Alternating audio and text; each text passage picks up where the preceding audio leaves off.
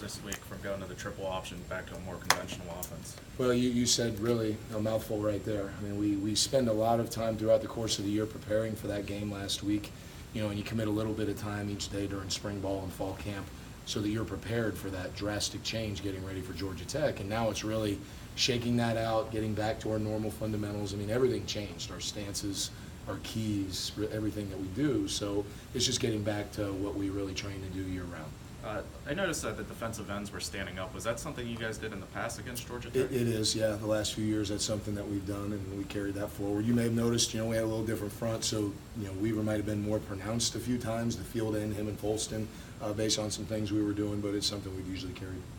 3 fumble recoveries for Weaver through 3 games. Is football, is that a skill, or is that something that's more just kind of could happen for anyone given on the circumstances? Well, I think the thing that jumps out on film, and I made this point to the guys in the room, good things happen to people that always run to the ball, and that's the biggest lesson to learn. And I think our guys are doing a good job of that, but Weaver's doing a great job of that, and I think if all our guys can all do that all the time, then we'll continue to take advantage of those moments. Have there been any D linemen you've been around in your career that were sort of like that just always seem to find the ball and recover a lot of fumbles like that? Been doing this a long time, so I'd be speaking out of turn. I'd end up making a name and get called on it later, so not that I recall.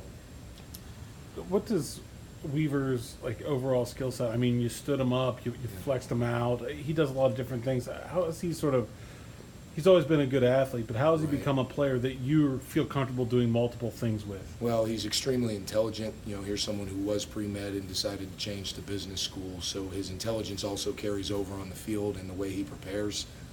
He's always asking questions. He's ahead of things. He has thoughts on where he thinks our game plan might go. He's kind of in our heads as coaches. That kind of awareness as a defensive end gives you confidence in doing more things with him. With Carolina and their tendency to spread it out, sort of the opposite of what Georgia Tech does. Do you get the chance really to turn those defensive ends loose in a pass rush role and have to play in space more? You do to a degree, but the RPO game, honestly, guys, and I wish I had a whiteboard in some ways. If you took the 2 guys that are close to the tackles and moved them out, and instead of being a pitch, now they run a bubble. Instead of the quarterback in shotgun putting it in the belly of the running back, in Georgia Tech, they turn around. It's option football. It's not that much different. So if you fly up the field against the spread run game, you can get yourself in trouble. Also, in North Carolina, they've given up 0 sacks. They do a good job of getting rid of the ball. So yes, we got a chance to get up the field more and run our vertical tracks, but we got to be smart about it also. What have you seen from Patrick Jones on third downs, kind of playing inside?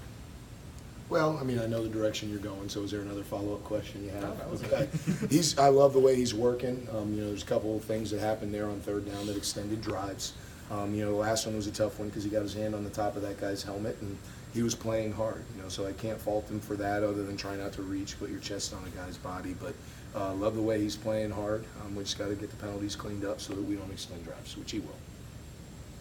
When you have 2 programs like Pitt and UNC that are really familiar with each other, but one is just always seems to come out on top, can one program scheme, when they've had the same coaches there for a while, be a bad matchup for the other program's system, what they want to do? Each year is so different. I mean, you look at all 3 of those games were extremely close. They present a number of challenges. 17 is a great player. I mean, he had a kickoff return for a touchdown against us to start the game last year. He's all ACC special teams, and it's not so much that, to be honest with you. These are 2 teams that are fighting to keep their program working towards the next level. I think Coach Fedor is a great football coach.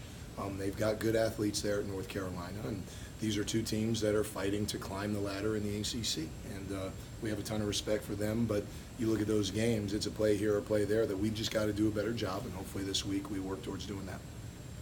Last week you did run some odd, and you don't have a 350-pound guy. What about your tackles? Said, okay, we think those guys can do that. Well, I mean, a lot of that comes down to strength, quickness, and leverage as well. Certainly a team that lives in the odd front is going to have bigger guys like you're referring to, but Jalen is, he's 285. We got some guys that are right around that 300-pound mark, so they can do it as long as they use their quickness and their strength and their leverage to maintain what we want to get done at that zero nose. And I mean, it's something that you could see from time to time mix in, not just against Georgia Tech, but anytime moving forward. Running back 24 for UNC. They didn't have him last year. What stands out about him so far that he's had success through a couple games? Physical, great balance. You know, kid that runs hard. He had one where ECU had him bottled up, and they ended up, you know, scooting out of there for 35, 40 yards.